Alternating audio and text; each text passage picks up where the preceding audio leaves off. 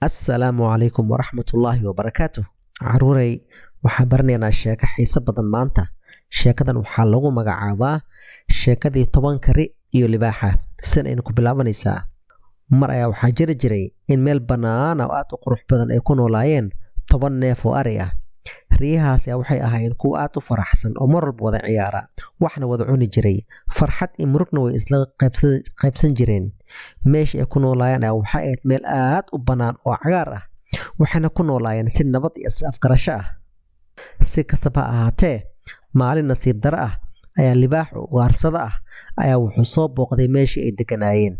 Libaaxii oo aad u gaajaysan, gaajo aad u daran ay hees ayaa wuxuu u arkay riyihii inay yihiin cunto aad u macaan, wuxuuna go'aansaday inuu maalin walba hal neef oo ari ah uu cuno uu ka dhargo. Markii arigii ay maqleen raadkii libaaxa oo soo socda ayaa waxay u kala ordeen gees walbo, ayagoo ka cabsanaya inuu cuno, rajaynayaan inay baxsadaan. Laakiin si kasta oo ay u ordeen, libaaxii ayaa mar walba waxaa u suurtageli jirtay in hal neef uu qabsado uu ka dhargo, isagoo arigii ku reebay cabsi iyo quus. 3 neef oo ari ah ayuu cunay 3 maalin oo isku xigta. Markii dambe ayaa waxaa soo hartay 7 neef. 7 neef ayaa waxay go'aansadeen in la gaaray waqtigii ay tashan lahaayeen oo go'aan ay gaari lahaayeen. Waxay ogaadeen in orodka ama cararka ama god ay galaan hoostiisa inaysan wax faa'iido ah ka heleynin oo aysan ugu baxsanaynin libaaxan ugaarsada ah. Kadib waxay isku soo aruuriyeen oo shir weyn ku qabsadeen geed hoostiisa. Mid ka mid ah riyihii ayaa waxay soo jeedisay talo ah in god hoostiisa ay galaan, laakiin riyihii kale ayaa waxay ugu jawaabeen in taasi aysan ahayn talo fiican, sababtoo ah waxay ku dhammaanayaan baahi haddii raashin aysan cunaynin. Mid kale oo riya ah waxay soo jeedisay in ay cararaan oo ilaa intay ordi karaan ay ordaan, laakiin waxay ugu jawaabeen taasina inaysan ahayn talo fiican, sababtoo ah libaaxa ayaa wuxuu awood u heli doonaa inuu mid walba gooni u ugaarsado. Haddii mid walba uu goonidiis u ordo, in ugu dambeyn uu gaari doono oo cuni doono.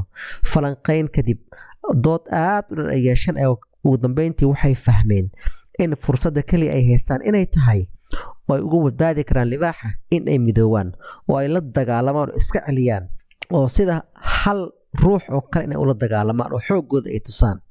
Maalintii dambe, markii libaaxu uu soo dhowaaday, ayaa riyihii sheeko ay diyaarsadeen. Waxay iska dhigeen in ay mashquulsan yihiin oo ay ku mashquulsan yihiin cunista cawskii meesha ku yaalay, iyagoo sidoo kalena il gaar ah ku fiirinaya libaaxa inuu soo socdo. Libaaxa ayaa markii uu soo dhowaaday, riyi ayaa si degdeg ah waxay u sameeyeen sida goobaabin oo kale oo aad u adag, oo geesahooda ay isku xirxireen. Way isgarab istaageen, waxayna isku dhoweeyeen geesahooda, waana isku xirxireen. Waxay samaysteen sida goobaabo aan la soo geli karin oo wax soo dhexgeli kara uusan jirin oo kale. Libaaxii ayay si fiican iskaga celiyeen.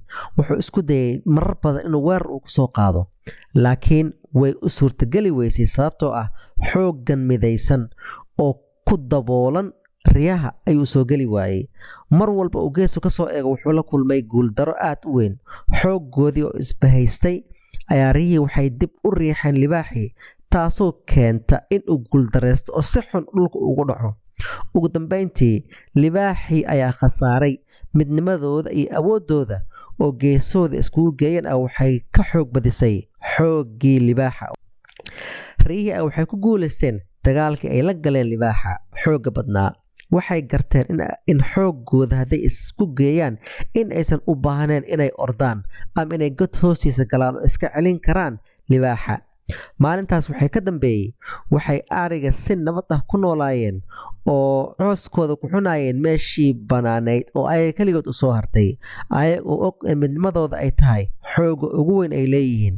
Waxay fahmeen in marka dadka ay midoobaan ay ka gudbi karaan caqabad kasta ama khatar kasta oo soo food saarta. Haddaba, akhlaaqda ama moraalka sheekada aan ka baranayn ayaa waxay tahay in midnimada awood iyo xoog ay leedahay, oo ay ka adkaan karto caqabad walba oo kusoo waajahda. Caqabada siday rabta ha u weynaatee, marka dadka isgarab istaagaan waxay noqonayaan dad aad u xoog badan. Caqligoodan wuxuu noqonayaa caqli xoog badan oo adkaysi badan, sida riyaha sheekadeeda aan ku baranay oo kale. Marka waa inaan xasuusnaanaa muhiimadda ay leedahay midnimada, sababtoo ah midnimada ayaa loogu gudbi karaa caqabad kasta oo nolosha qofka soo waajahda. Caruurey, sheekadan halkan inoogu eg tahay. Ilaa sheekadan aan ku kulmayno, waxaan idinkaga tegayaa assalaamu calaykum waraxmatullaahi wabarakaatu.